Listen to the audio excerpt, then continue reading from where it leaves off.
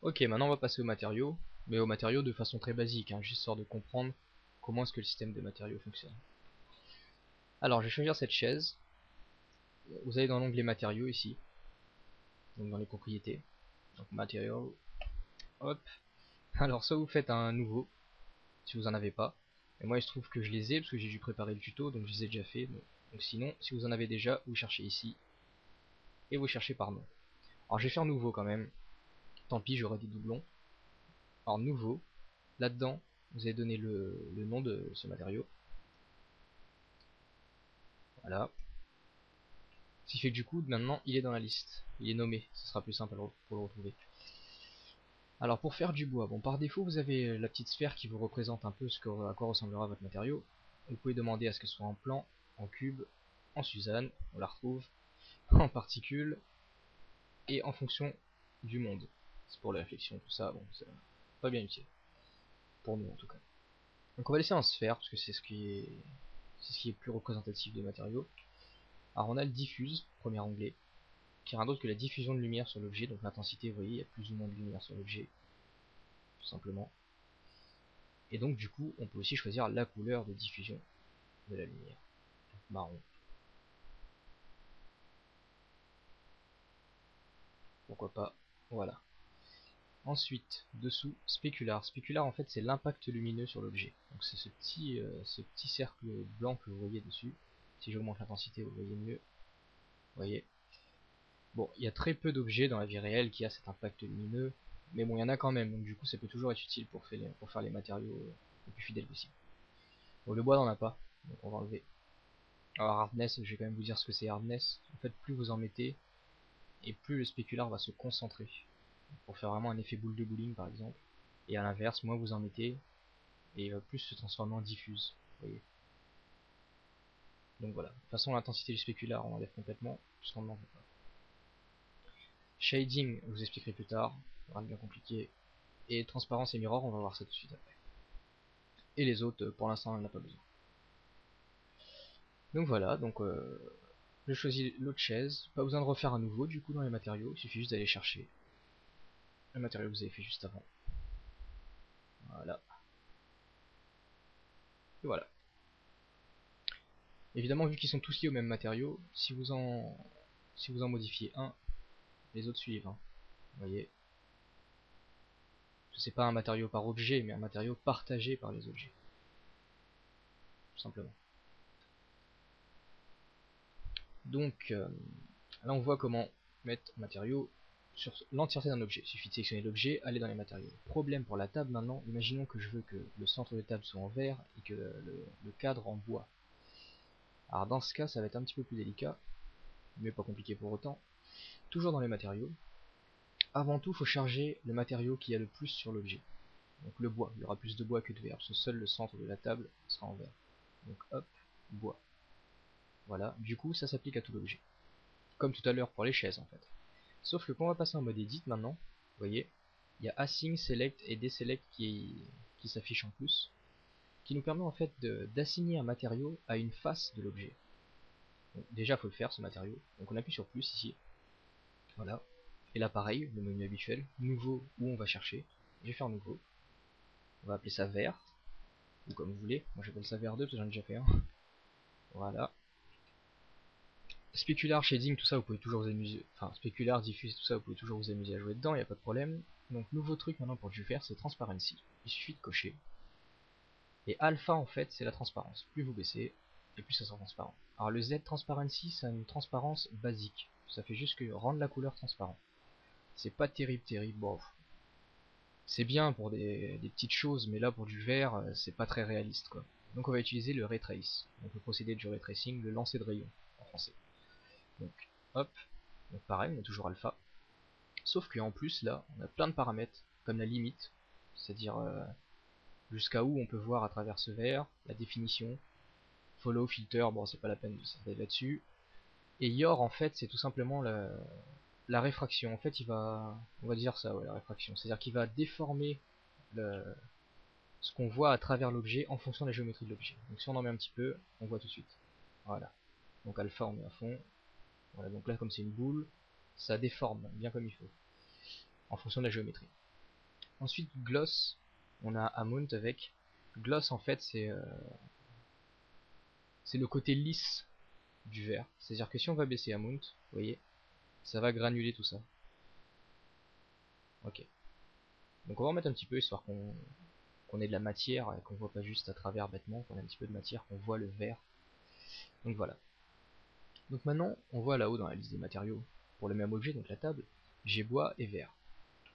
Là maintenant j'ai juste sélectionné verre, je passe en mode edit, donc tabulation, et je sélectionne donc les faces qui vont avoir du verre, enfin le matériel vert plutôt.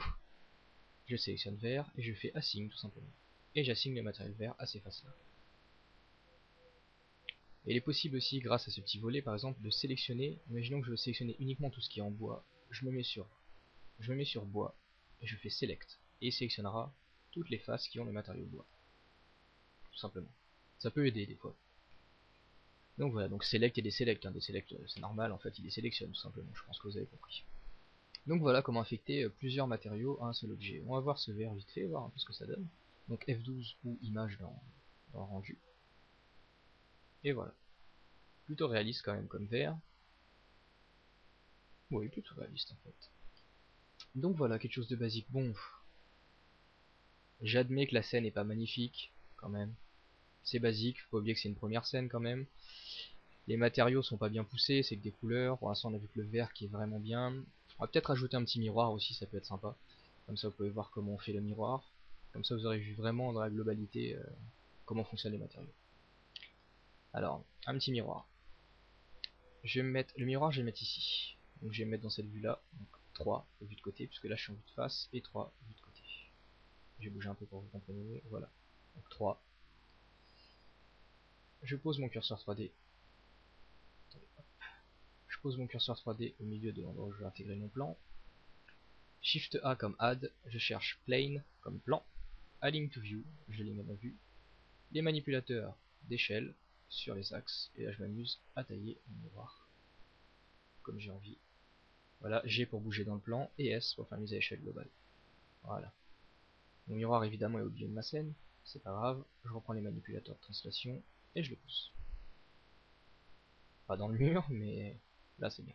Voilà, donc je me remets face au miroir, et on va mettre un cadre à ce miroir. Rapide, vous avez déjà vu ça, de toute façon le cut, je fais confiance là-dessus, vous connaissez déjà. Hop, on découpe le cadre dans le miroir. Hop, voilà. Et voilà, la routine quoi, on sélectionne les faces maintenant et on les extrude.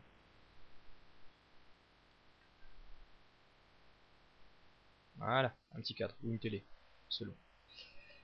On va dire que c'est un cadre pour un miroir. Alors, donc pareil, on va dans les matériaux. On va affecter les matériaux où il y en a qui est le plus présent sur l'objet, donc le bois, le cadre on va dire qu'il est en bois. Et on va lui créer donc un nouveau matériau. Donc on ajoute ici plus pour ajouter un matériau supplémentaire, et nouveau donc pour faire un matériau miroir cette fois-ci. Ok, super. Voilà. Donc transparency on a vu. Ben, on va aller sur mirror, tout simplement, on coche mirror. Et il y a reflectivity, donc la réflectivité. Plus on en met, plus ça reflète. Bah c'est un miroir, donc en fait ça reflète à fond. Et sur notre objet miroir, donc, on va sélectionner la face qui accueillera le matériau miroir, et sélectionner mirror, assign, comme pour la table et le verre tout à l'heure. Voilà. Donc on l'a assigné. Maintenant que j'y pense, pour rendre un petit peu plus de donner un peu plus de crédibilité à la scène, ça serait bien que le verre aussi ait un petit effet miroir, parce que le verre reflète quand même légèrement. Donc je reprends ma table, je vais dans verre, et je peux rééditer, donc transparency c'est fait, je remets un peu mirror. Voilà. Je coche mirror et j'en remets un petit peu. Voilà. Et puis un petit rendu quoi, F12. Attendez, je vais d'abord voir dans la caméra si on voit le miroir. Oui, 0 pour la vue caméra. Et F12 le rendu. Ou dans rendu, enfin render, image. Donc voilà. Alors, tout de suite vous allez crier au bug, mais c'est pas un bug, c'est un défaut certes, mais c'est pas un bug. Le fait que dans mon miroir, je ne vois pas l'aspect granuleux de, de la vitre de ma table. Tout simplement parce que le miroir, la réflexion, a été calculée avant le gloss de ma vitre. Donc le miroir a été calculé au moment où ma vitre était lisse, puis le gloss s'est remis par-dessus pour donner cet effet granuleux. Donc forcément, bon, effectivement c'est un défaut, mais c'est un défaut qui se corrige très facilement, on verra ça plus tard. Il y a plein de façons de le corriger. Mais c'est vrai que ça peut choquer la première fois. Donc voilà, une petite scène bien. On va peut-être lui faire un petit parquet à ce salon, tant qu'à faire. Hop, j'ai sélectionné le plan d'en bas, le mettre dans un autre calque pour qu'on soit tranquille. Voilà. Et là, bah la même chose, j'ai envie de dire, hein, comme quoi c'est magique ce truc, hein. Loop cut. Et voilà, ça nous fera donc les lames de notre parquet. Alors, on a le choix en choisissant les arêtes, évidemment, dans quel sens on peut faire. Ça dans ce sens-là. Hop, on se met en sélection de face. On les sélectionne toutes, alors soit je m'amuse à faire ça, sinon j'appuie sur A pour tout sélectionner, A comme All. Et extrude individual surtout, c'est très important. Je vais vous expliquer pourquoi. Voilà, j'annule l'extrude individual, je me mets en vue de face pour avoir l'épaisseur, et je tire sur mon extrusion comme ça. Voilà. Alors pourquoi extrude individual? Parce que moi ce que je veux faire, je vais mettre en mode mise à l'échelle, c'est de prendre toutes mes faces, et les réduire un petit peu comme ça sur la largeur, pour qu'il y ait un jeu entre chacune des faces, et ainsi créer comme des lamelles de parquet. Le problème c'est que si j'avais extrudé, je vais le faire d'ailleurs, mais pas en individual, donc je refais mon loop cut, hop, extrude tout court, donc E, bah mes faces seraient liées ensemble, donc si je rétrécis une face, ça agrandira les autres. Donc je peux pas du tout faire l'effet voulu. Donc c'est extrude individual.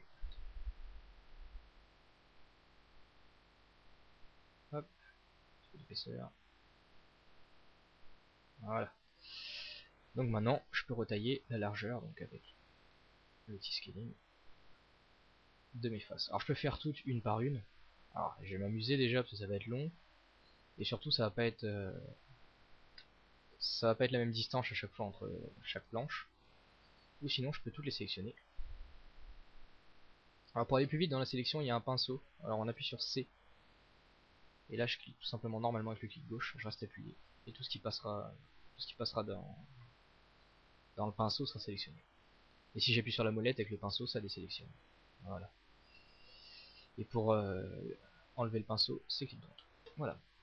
Donc je resélectionne ces faces là. Et je fais ma remise à l'échelle. Le problème c'est que configuré comme je suis. Ah non c'est bon en fait. Je vous explique. Parce que moi en fait j'ai déjà fait ça. Vous êtes en median point. Dans point pivot. Ce qui veut dire que quand vous allez faire une mise à l'échelle, il va se passer ça. Et c'est pas ce qu'on veut. On veut que chaque objet sélectionné ait une mise à l'échelle, mais individuellement, et pas le groupe. Donc on va dans individual origine. Et là on peut faire une mise à l'échelle, comme ça, tout simplement. Un petit peu gros quand même. Je vais faire ça plutôt comme ça. Voilà. Plutôt fin. Voilà. Donc on va faire un petit effet de parquet comme ça. Évidemment, on n'a pas le matériau qu'il faut, on n'a pas les textures, on a quand même déjà un espèce de relief qui nous permet de comprendre que c'est du parquet. Après, à nous de changer le matériau pour que ce soit plus réaliste, tout simplement. Mais ça, on verra plus tard dans les matériaux plus approfondis, toujours sur cette scène, pas de soucis.